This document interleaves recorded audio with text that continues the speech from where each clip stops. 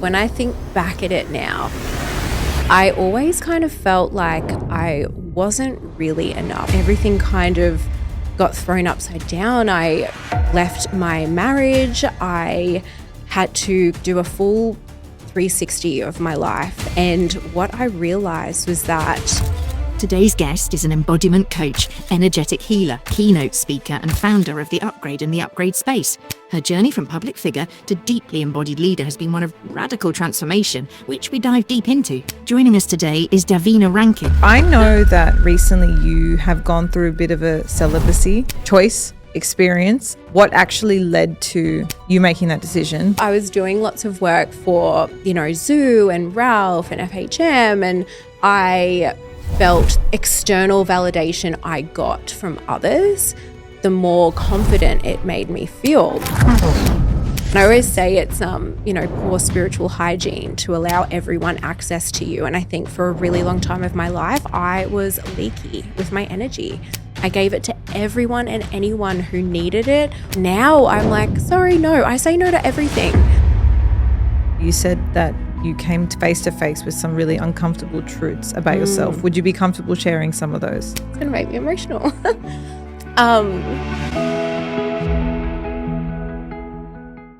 All right, Balancers. I'm back at the Pivotal Conversation studio here on the Gold Coast, and joining me today is the lovely Davina. Hi. Davina, welcome to the Balance Theory. Thank you so much for having me. I'm so excited to have you here. I think just based off the brief interaction we've just had before we jumped on air, I'm very excited to hear more about your story and just connect with you deeper. You know, when you meet people and you just feel a click. Tribe. Yeah. Yeah. So I know that recently you have gone through a bit of a celibacy choice experience. I'd love for you to share with us what actually led to you making that decision. Why did you make that decision? And what that experience has been like for you. Yeah. Well, I guess taking it all the way back, my whole life, when I think back at it now, I always kind of felt like I wasn't really enough. So, growing up as a teenager, I was always looking at the girls in the video clips, and I worked in retail for a majority of my teenage life. So being surrounded by mannequins that had the perfect bodies and these big, beautiful boobs and hips, I wasn't really that blessed. So I had always kind of felt like I was a little bit one step behind. So I felt and I saw myself constantly trying to, be more, or trying to find more validation, or I guess trying to show up in a version of myself that wasn't quite me in order to be loved. So I found myself as soon as I turned 18, I invested in implants. And I was so happy with them because I was like, yay, I finally feel sexy. I finally feel confident. And I really threw myself into modeling. So this was back in the day when men's magazines were a thing. Well, there was magazines. So I was doing lots of work for, Zoo and Ralph and FHM and that kind of stuff. And really, I feel like I felt that the more external validation I got from others, the more confident it made me feel. But I guess there was always a part that I didn't quite feel whole. So, I constantly felt like I was chasing and chasing and chasing. And that kind of showed up in so many different ways, with choosing the wrong people in relationships or the wrong type of men, friendships, social circles, things just never quite felt aligned for me. And now I really understand why. But it wasn't until I gave birth to my beautiful daughter I gave birth to my daughter right in the middle of COVID. So not only was it oh my gosh, you're a mum now, your whole life has turned upside down. It was you now have to just sit inside and deal with it and not have any social interaction. You completely cut that external validation. Totally, yeah. And I was going through a huge thing. So I think there was just, years and years and years of different types of trauma and interesting things that have popped up over time that it had been so easy for me to distract myself from. And then, having such a huge life transition with becoming a mum, doing it also through COVID, I was also a new wife too. Like in those few years, I just found myself really coming face to face with some really uncomfortable truths about myself that I had never really sat with myself and looked at my shadows and looked at my ways of thinking and looked at these cycles that were playing out in my life.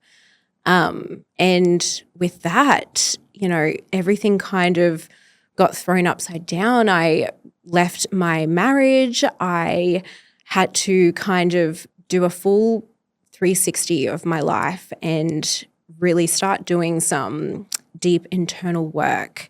And what I realized was that I have been using everything else as a crutch in order to not kind of face my inner demons or my shadows. So when I came out of my marriage, I really just wanted to devote a lot of time to myself and to my healing. I didn't want to distract myself from it anymore. I was really excited just to sit with myself and just to pour this love and attention that I so easily was pouring out to others into myself. And I was really excited because I, was able to just not date, be celibate, and pour all my love into me for one whole year. And that was like a huge milestone for me. And now I'm like on nearly 2.5 years. Wow. Yeah. And it has been the most incredible journey for me. Like I feel more like myself now than I ever have in my whole entire life. I'm really certain, and I'm really grounded, and I really know who I am, which is really beautiful because I think my whole life I was trying to figure out who I was through different people, through different experiences, through different, crutches. But at the end of the day, what I really needed to do was like ignore all of that and come back to me. And it hasn't been a pretty journey, but it has 100% been worth it. Yeah. This is such a running theme with so many guests where they kind of reach this point in their life. And I think this is a part of our human experience, right, where we realize the layers that sit around us. Yeah. And we have to come to a point, if we want to be authentic, we have to work out what parts are really us and what parts are just taken on from other people's opinions or stories as time has gone on. I'm going to ask you more about celibacy. I'm going to ask you more about the external validation. But I want to know, you said that you came face to face with some really uncomfortable truths about yourself. Would you be comfortable sharing some of those? Yeah. Oh, God, I don't even know where to start. Maybe even just the biggest one that was the biggest epiphany for you, or Yeah. I think the biggest thing was if you were to ask any of my friends or family, they would be like, oh, she's so confident. She's so loud. She's so outspoken. Like she must be fine. So I think the biggest part, like, yes, there is a big part of me that is loud and extrovert and seemed quite confident. But the biggest underlying thing was this sense of unworthiness. I just never felt worthy. I always felt like maybe love was going to be fleeting. So I had to show up and be more or do more or chase. Like I never felt like things were meant to come easily or naturally. So I spent a lot of my time forcing, like a lot of my relationships I literally made happen. Which I mean, look, it's not a bad thing. Like if you want something, go get it, cool. But like from what place are you chasing, Are you chasing because you feel like you need this in order to feel whole, or are you chasing because this is something that's meant for you? So I never really had that connection to self to quite understand, in what direction I was going. I think I just followed what I thought I needed to do or what I thought or who I thought I needed to be. I never actually was guided by my intuition or my connection to self. I was very busy. There was a lot of head noise constantly. And it feels really nice now because I just be. I really just be. And I feel genuinely so comfortable in my skin now.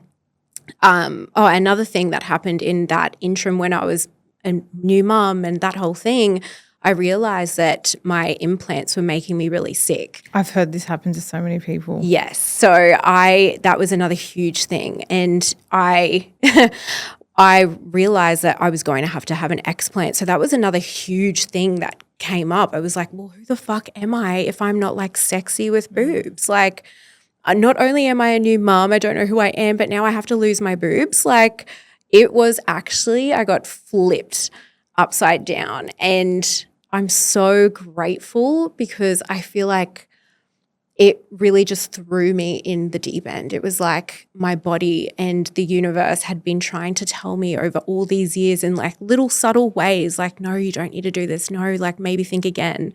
But then it was like, well, you're clearly not listening to me. I'm going to turn your whole world upside down.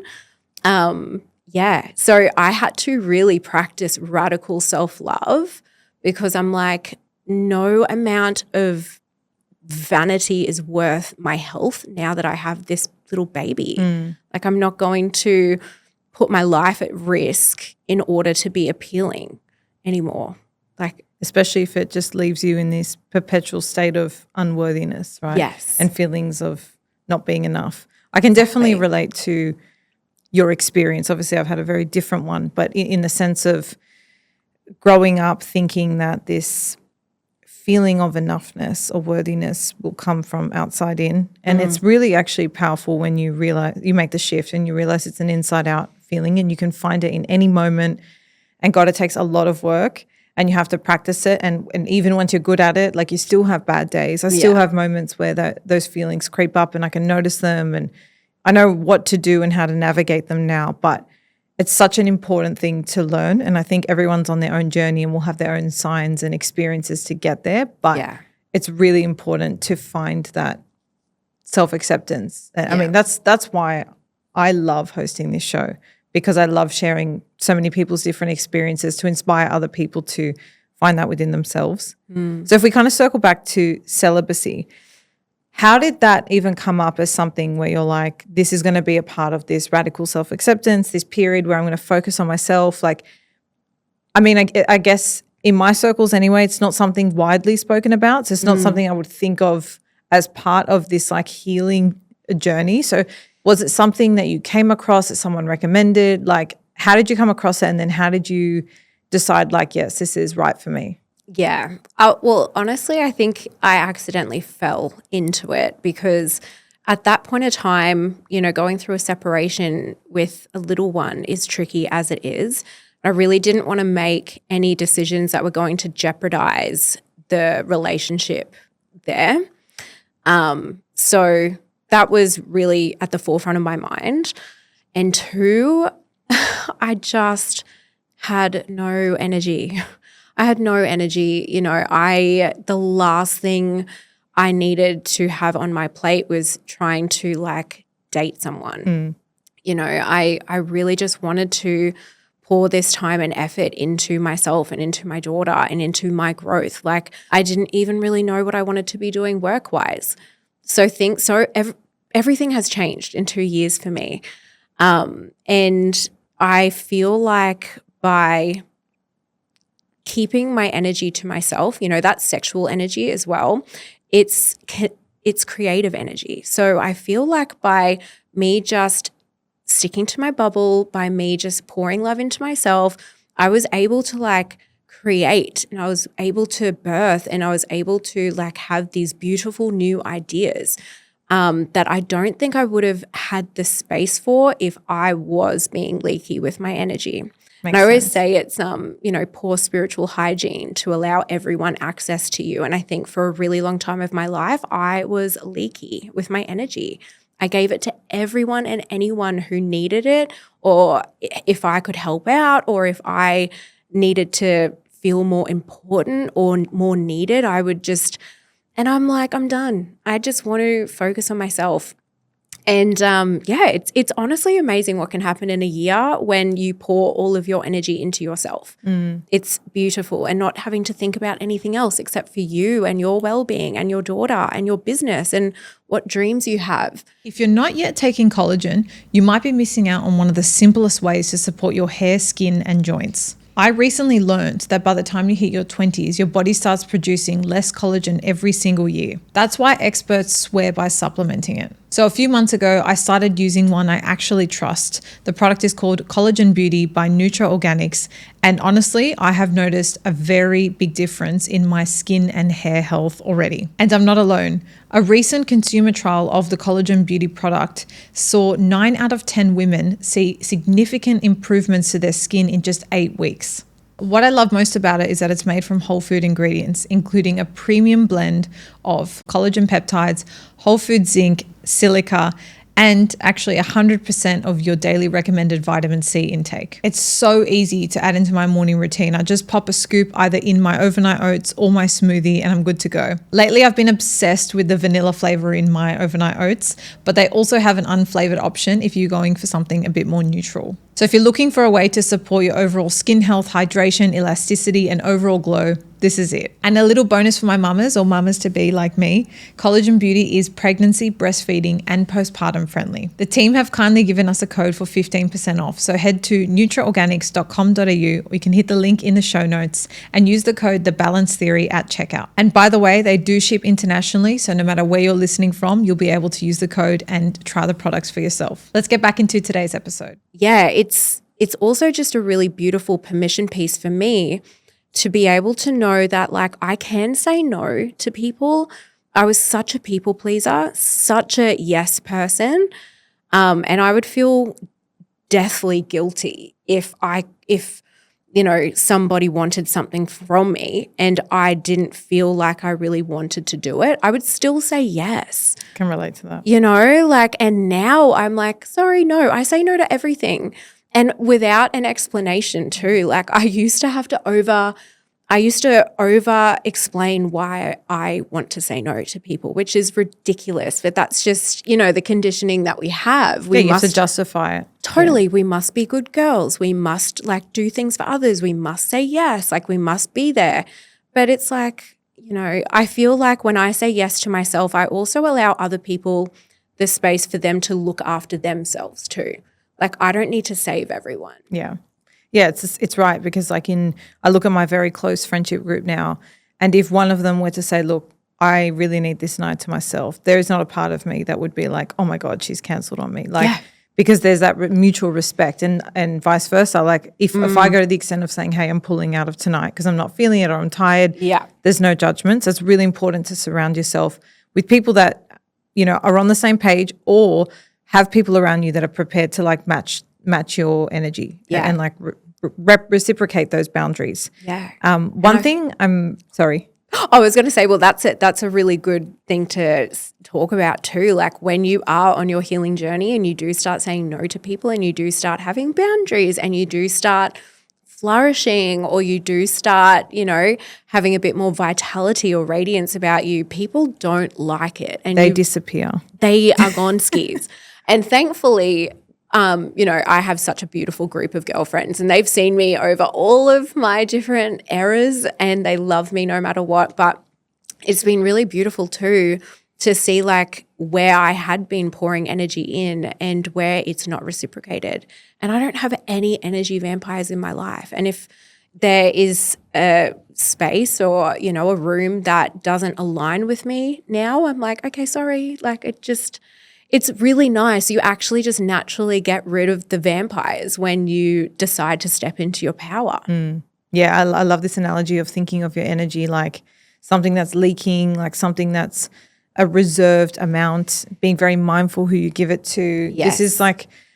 This has been a journey I've been on the last 2 years. I think especially since I moved overseas, my life kind of hit the reset button across everything, across the people I could see on a regular basis, where I was training, where I was living, how I was everything hit the reset button. So it was this really cool opportunity for me to reallocate my energy, even with who I'm staying in touch with, right, from Australia. It's the people I used to have coffees with, like, where are they now? You know, like it was a really good forced cleanse for me. And I think I really needed that because I was sitting in that leaky energy place where I would say yes to everyone and I felt so guilty if I couldn't be everything to everyone all the time. And I just was nothing to myself. You know, I had a very, very similar experience.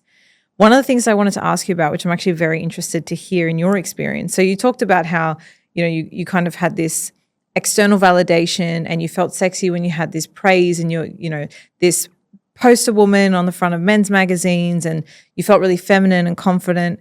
So now that you've kind of had a polar opposite experience, right? You have shared how you had an explant, you are now on this celibacy journey. So it's like really quite the opposite. How do you feel about your feminine energy now? Yeah. Well, going back to the men's magazines and stuff, I actually didn't feel confident.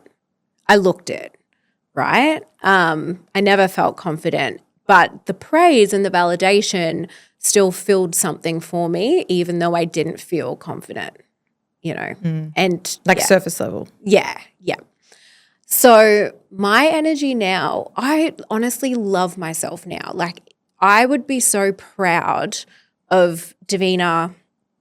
I would be proud of me now if I was looking at myself in the future 10 years ago. If I was to see this woman who is a mother and how she's showing up for, it's going to make me emotional. I would feel really proud of myself. And like this is who I want to be for my daughter. And this is who I want to be for my friends. And like it's also who I want to be for other women. And that's why I love the work that I do, like working in embodiment and energetics and being able to be a safe space for other women to feel held and loved and accepted and not judged.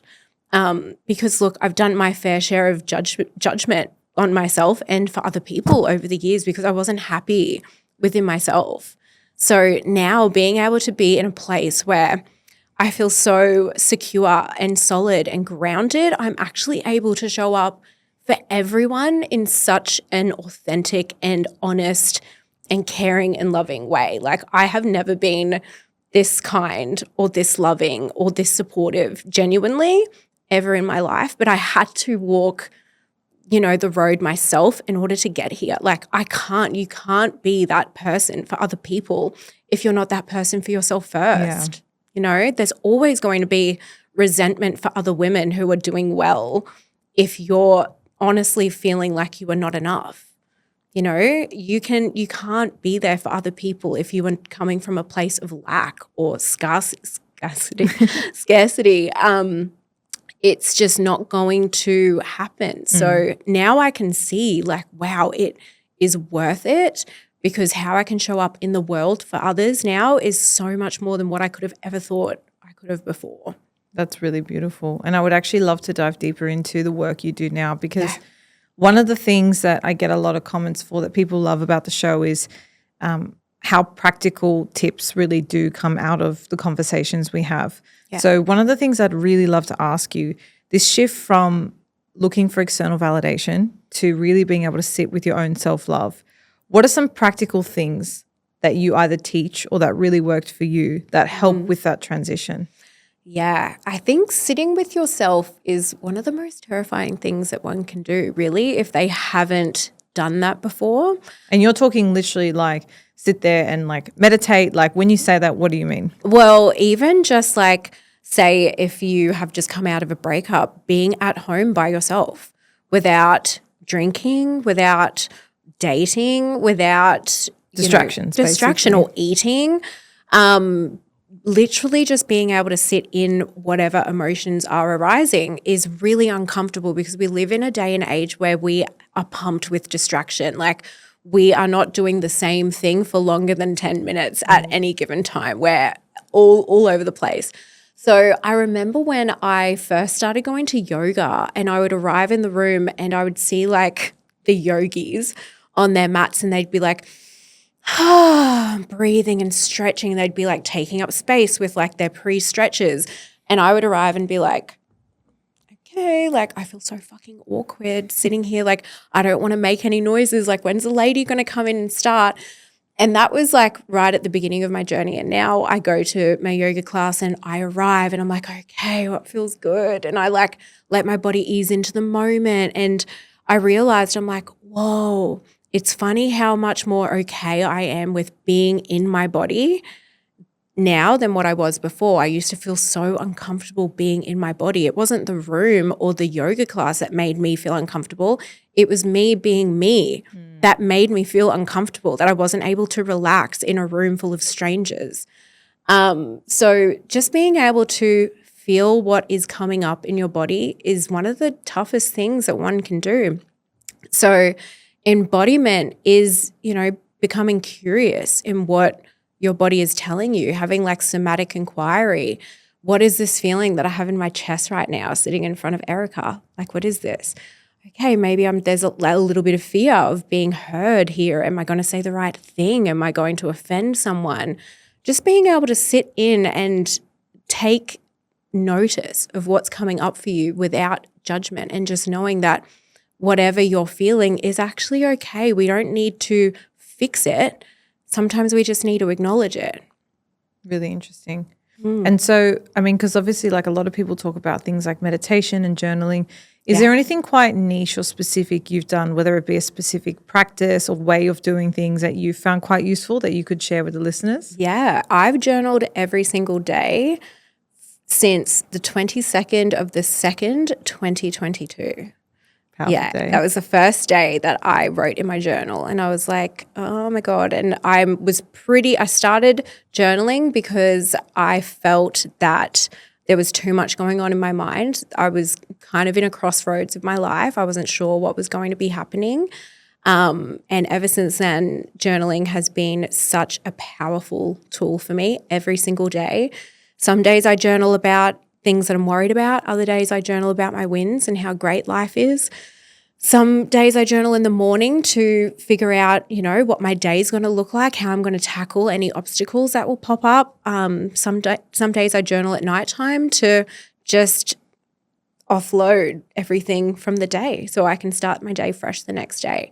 But writing things down and having the perspective of being able to, look at your day or your thoughts on paper is a really powerful tool, and it gives you a lot of clarity, I find. And it's also a really great way to set yourself up for success as well. Yeah, there's a reason so many people talk about it. It wouldn't be as widely spoken about if it wasn't a valuable tool. And I think with journaling, it's one of those things where you can just like do what feels right for you. Like there's obviously specific ways you can follow, but people also just free write, which is just a way to like brain dump, right? My therapist calls it brain dumping, which is quite useful.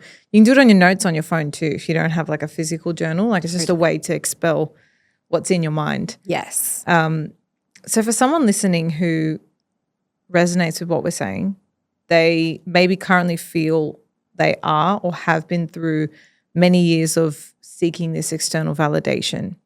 What's like a simple first step they can do to start shifting back into their own self-care, their own self-love?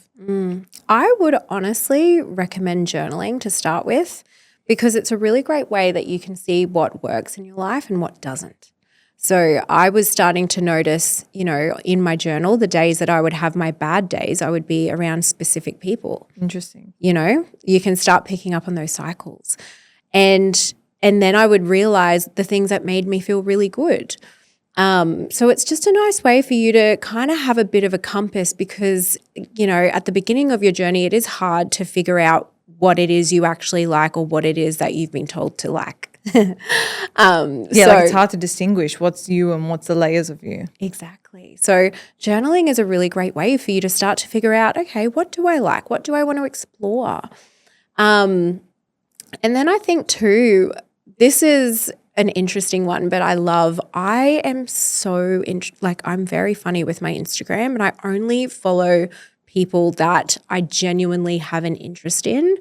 And I feel really awkward when I meet new people and they're lovely, but I don't follow them back because I'm like, I appreciate you, but I really just want to surround myself when I am distracting myself on social media. Yeah, I want to make sure I'm looking at the right things and I'm looking at things that are in alignment to what I'm interested in now. So I kind of went through and did a massive cull of my Instagram because I was kind of following a whole heap of people that were hot or like gym people and things like that. And I was like, I don't think that's me anymore. What is something that I'm interested in? So it was more the holistic side of things, more health and wellness side of things, more like natural hacks and stuff. So, we do spend a lot of time on social media. So if you can clean it up and make it like informative and educational, then it'll just make that growth a little bit easier because at least you're distracting yourself with things that you find beneficial.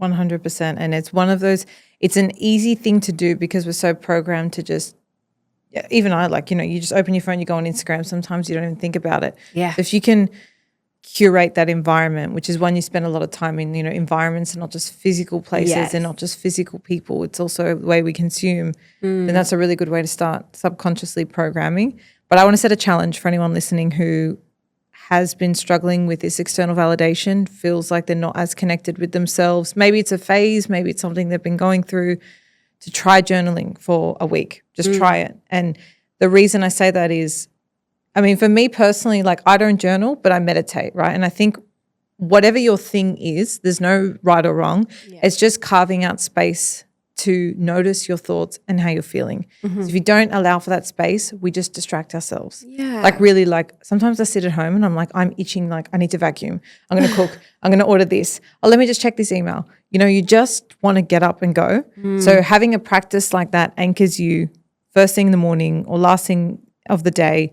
So a 7-day challenge for anyone listening who feels they really need this, like just commit for 7 days and just see how you feel. You know, I think it's only going to be beneficial. And, as women, it is our superpower to be able to feel and to be able to lead with our intuition, to be able to lead with our feeling. And we've been so conditioned to, live our life with strategy and like it's all this cognitive stuff. And of course it's going to feel really overwhelming. But now I genuinely live my life that if it doesn't feel right, then it's not right, even if it might look right.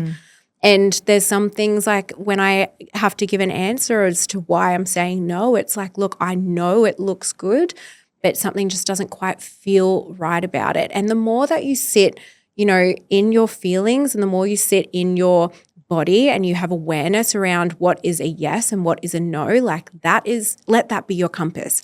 Women are such amazing feelers and we have just been kind of numbed out to fit into, societal norms or standards or strategy. But when you can lead, especially if you're a businesswoman or an entrepreneur, like if you can have a heart-led or an intuitively led business, that is what's going to hit to, your clients or the consumer. But even just being a woman or a person in general, when you are a felt person, it's magnetic. You can't, you can tell someone a mile away that is embodied in who they are and what they believe because you're like, oh, I don't know what it is about them, but I love them. Whatever they'll say, I want to listen to, I don't feel like she's trying to sell me anything because I feel that from her. I feel her energy. I feel her love or I feel her grace. So being able to come back to, your felt senses and being able to have that connection with self, you'd be so amazed at how that can guide you in the most divine ways. Yeah, definitely. I've actually recently felt this in my journey where I was briefly telling you before. So I worked as a corporate lawyer for like 5-6 years and the corporate world was never for me. And I kind of thought I'd be done and dusted with law, and just find something else to do. But 12 months ago, and through this podcast, I've been doing a lot of work on myself, embodiment, understanding my own intuition, trying to be the most authentic version of myself. And I always kind of looked at my career as this very corporate clinical thing. Like I never really bridged those two things together. And so when I left my corporate job and I started offering my legal services as a consultant, right? So now I have a bunch of clients that I do projects on with them as a lawyer. I actually am able to show up as the same person I show up as a host, as a friend, for my family. I put the same energy into it. And the way that has catapulted into success in that business is not something I could have imagined, because I just thought that being a lawyer, you know, it has this very corporate stereotypical wrap to it. You know, people wear suits. It's really not me at all. I would much rather meet my clients over at my favorite cafe where I know the waiters and everyone's really warm, and get to know what they like about their lives, not just a single project we're working on. Every time I share that I have a podcast, they're so interested. They follow, they ask me for ones to listen to. Whereas before, I used to be so scared even bringing it up because I didn't want anyone to think I was doing anything but work.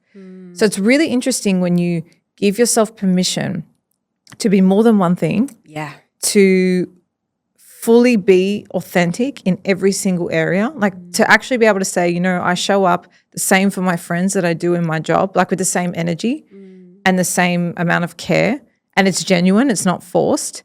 It's really amazing what happens. Like I really couldn't have foreseen the success that came with that, but it's just put me in this place, and I'm so grateful, where I just feel so much alignment.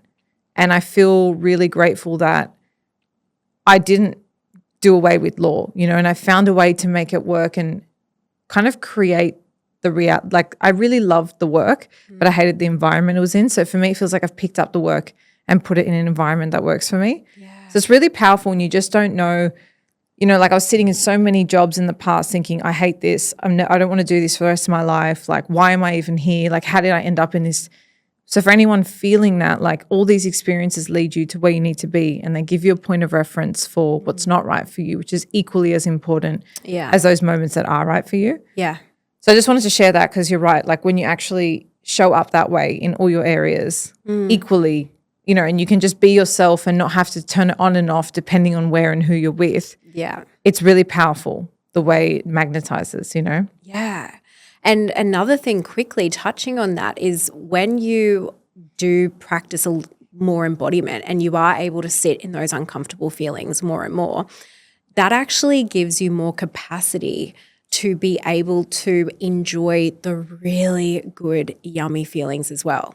So like when you go through, like when you are being heart-led and you have like these bad days or these bad moments or these lessons that pop up, but you're able to sit with it and be like, okay, I understand, that's cool, we can keep going. Your window of tolerance expands. So when you actually allow yourself to feel the bad and to process the bad and to sit with the bad, then you're also allowing yourself to be able to marinate in the really good. And like I'm telling you, when you are in alignment, life feels really fucking good. But what we don't talk about is that some people have been so used to being within their comfort zone that when things start going good and things start feeling good, they want to self-sabotage. So embodiment and sitting with yourself and journaling and understanding what's popping up in your body is a really good way for you to be able to also have the capacity to deal with everything that comes with being in alignment as well. Because when you are in alignment, it feels so good. Some days you're almost like, why hasn't something gone wrong yet? But it's like, you know, things can go wrong all the time, or every day it's a bit of a roller coaster, but you don't really notice it that much because it feels good doing what you're doing and being in alignment. And you just have a different perspective too. It's like, I think like being in alignment is not that everything's rosy and perfect all the time. It's just that you appreciate the ebbs and flows of life. You know, it's all a part of it, which I think is important to call out too. I would love to dive into more like the transition of you going into motherhood, because obviously that's one I'm about to embark on. How did you find your experience with your identity becoming a mum and then your sense of self? I mean, I know that was like bubble wrapped in a lot of other things you were experiencing at the time. But for new mums, people that are mums that feel maybe they've lost themselves or are worried that will happen, can you share a little bit about your experience and thoughts around this? Becoming a mum, I completely lost myself. But what I did realize was how mean I had been to myself, because like I had this little baby with me, and I was kind of, you know, with raising her, I was also raising myself essentially. It's like I had been reborn and I was kind of going through it. And I'd realized, because I struggled quite badly with postnatal depression, so realizing like how negative my thoughts had been was something that I was like, wow, I had been really beating myself down for many years. So I actually, through COVID, I brought out a series of holistic kids books, which were all about like affirmations. So the first one's called Empowered Mood, second one's Mindful Mood, and the third one's Love Within Mood, because I realized that if I had only just had these tools and understood this at a younger age, or if my parents understood this and the importance of, positive self-talk, positive body image, positive self-image, maybe the way I had, or the decisions I had made through my life may had been different. But then you never would have released those books. Exactly. And we wouldn't be sitting here today. Exactly. So it was all divinely planned. It was all meant to be. And so although I lost myself for a moment through motherhood, I also found myself in a really big way. Wow. Truly Found myself. It didn't happen overnight and it wasn't pretty. But if she hadn't come along, I really am not sure if I would be the person who I am today. Yeah. That's pretty incredible, isn't it? Yeah. Yeah, there's something very special about our babies and the gift that they are. Yeah, I always say I'm actually very excited to learn from my kids. Like I think they teach you a lot because they're just so pure and innocent, and they take us back to a time before a human is conditioned, and they just know how to be and enjoy and feel joy in their life. And she thinks I'm the sexiest thing in the whole entire world. She's always like, oh my God, mommy, you look so good. Like you were just, like she pumps me up like you wouldn't believe. And I'm just like, wow, like I wish I looked at myself the way you look at me, like the way that they look at everything is just so beautiful. And now I've been able to put those glasses on and just look at life, at what it is. Like, why have we overcomplicated it? Why are we putting so much pressure on ourselves? Like, we're allowed to play. I think that was the biggest thing. I just didn't allow myself to soften or play or be connected with myself or with nature or with others truly, because there was always such a fear of being seen or being heard or being left.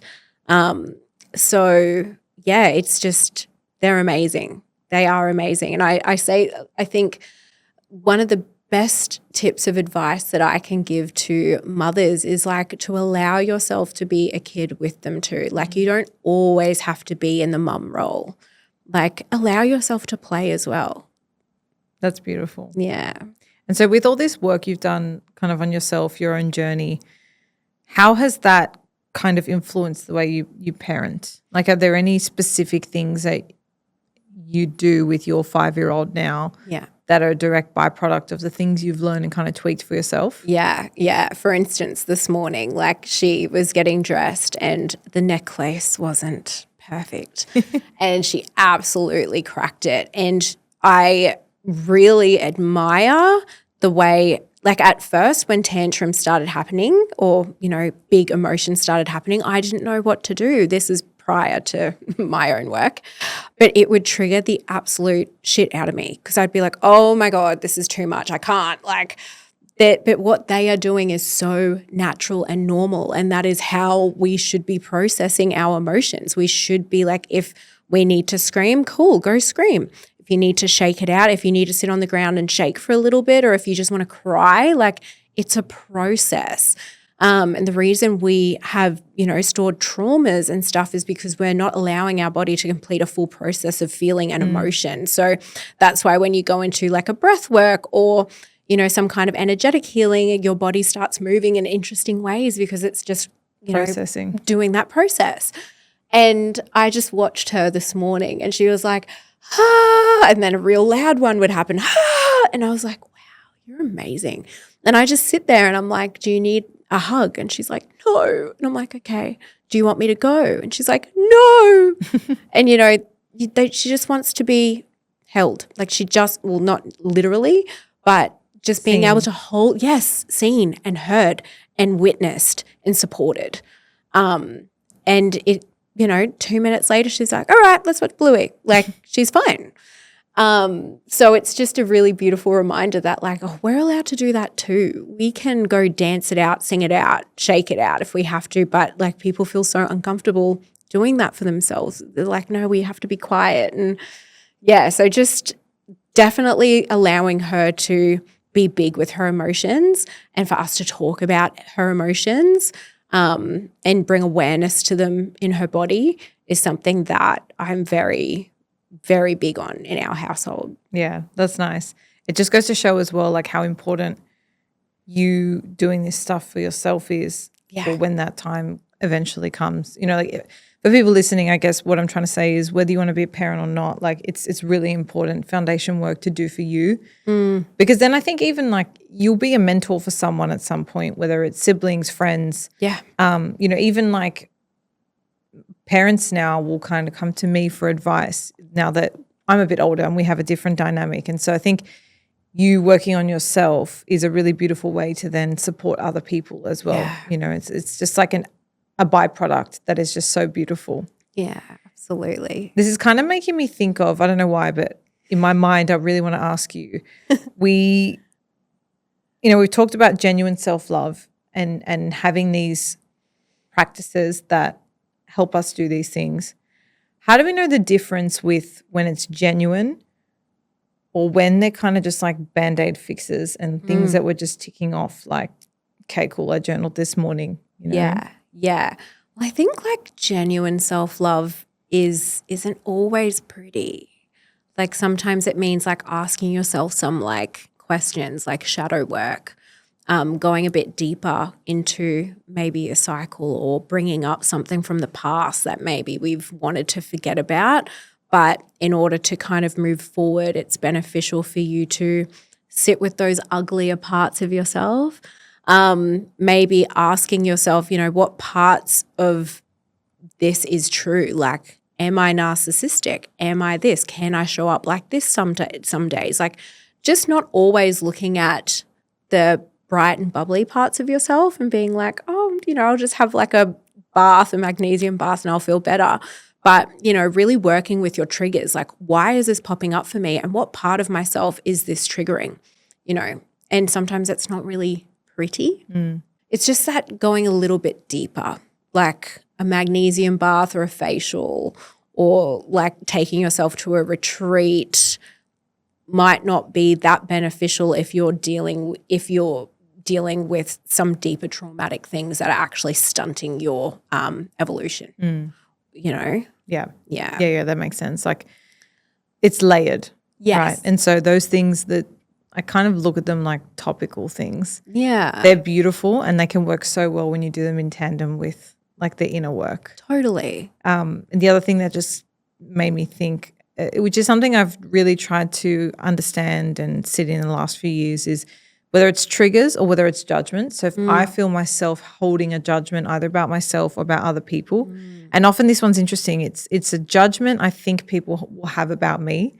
It actually shows me what judgments I'm holding about the world, right? Yeah. Because I don't know what you're going to think about me if I'm doing X, Y, Z. Yeah. It's just what I think you're going to think about me. So if if we go back to journaling and meditating, if you let yourself sit in the curiosity of why do I, think that it would be weird if I started a cooking page and people would start looking at me a certain way? Is it because I would think that someone is weird or I would be triggered by it? So I think we constantly get these opportunities to be curious and learn about ourselves. It's just whether you take the bite, whether you let that then guide you and you be judgmental and you sit in that, or whether you say, actually, I'm going to get curious on this and get to know myself a bit better. Like that's something I've really tried to do, to go deeper, because the it's sometimes scary, right? And you don't always get the opportunity every day or know like how to do that. But just a practical one for me is whenever I feel judgment or triggered,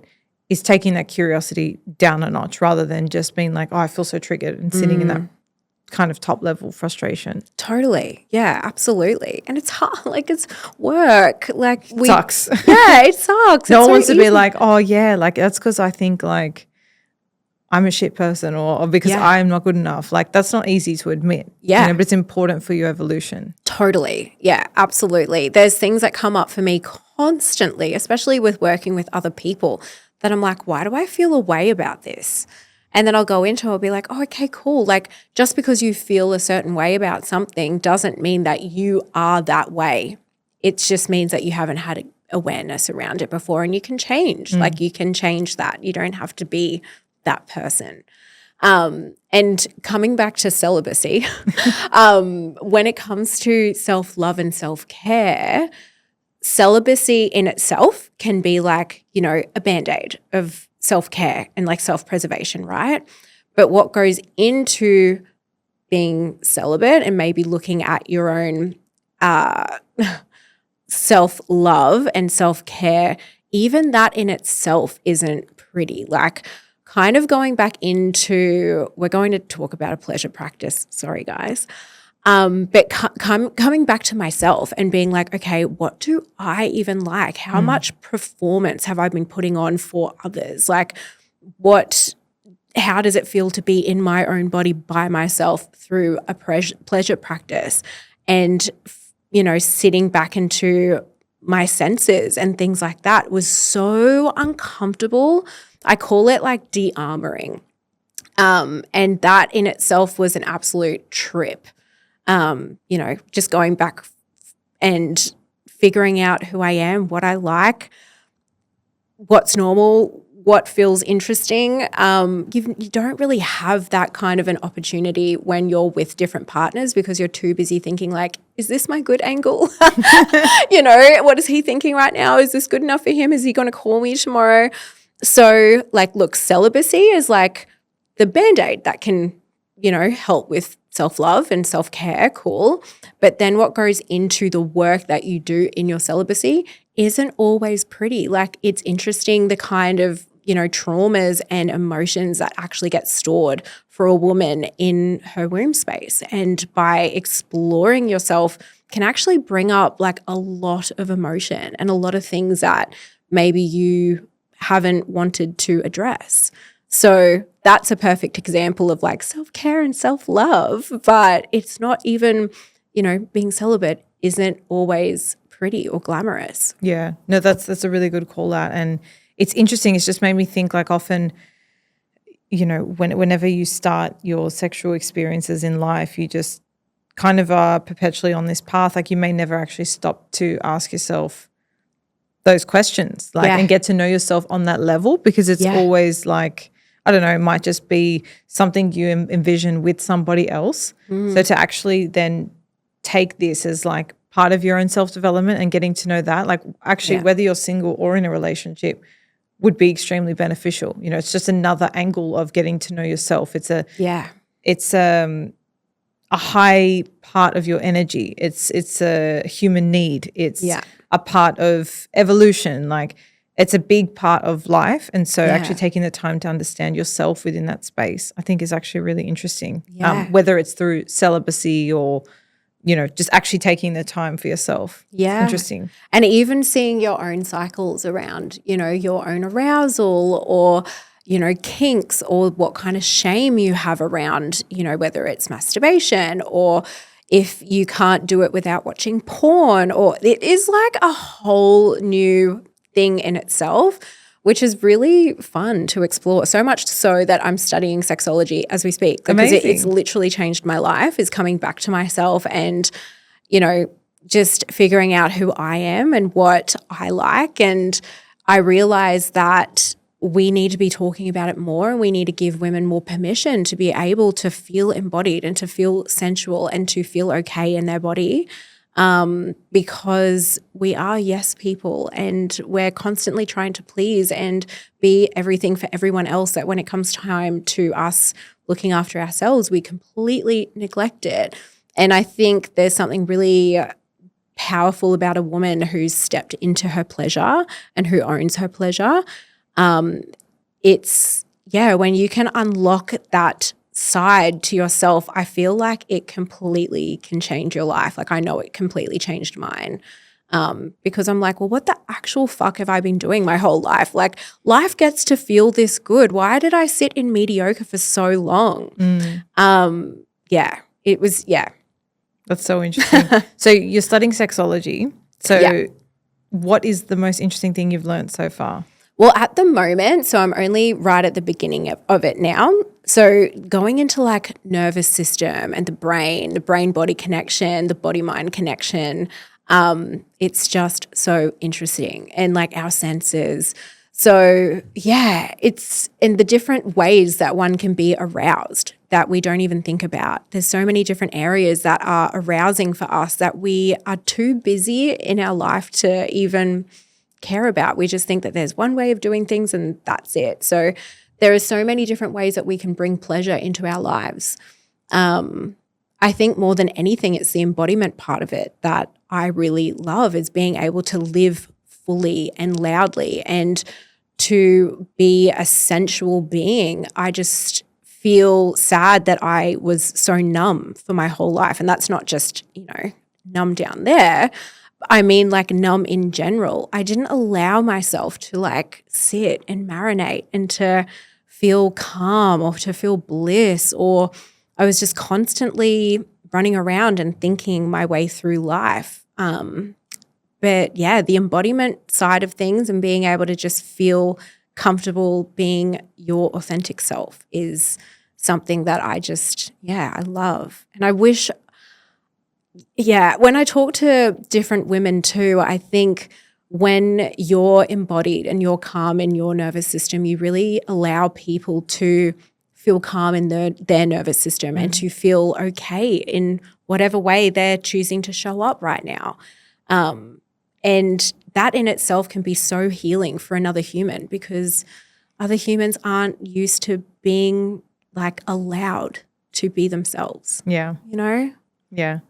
Well, I'm excited to have a conversation when you finish your studies and you can give me all the tips and download kind of what you've learned, because this is such an interesting area. I have a girlfriend studying it as well, and I just think it's not something widely spoken about. It's still like quite taboo, but it's something I've definitely always been open to and always interested to learn more about. And as I said before, it's important whether you're single or in a relationship. So very excited to see where that takes you. But Thanks, Davina, I want to thank you so much for coming on the show today. It's been a real pleasure getting to know you and hearing your story and just being able to connect with you. You have really beautiful energy, and all the work you've done is very apparent.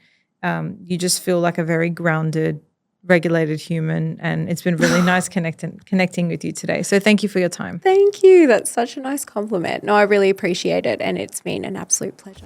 Thank you. My love.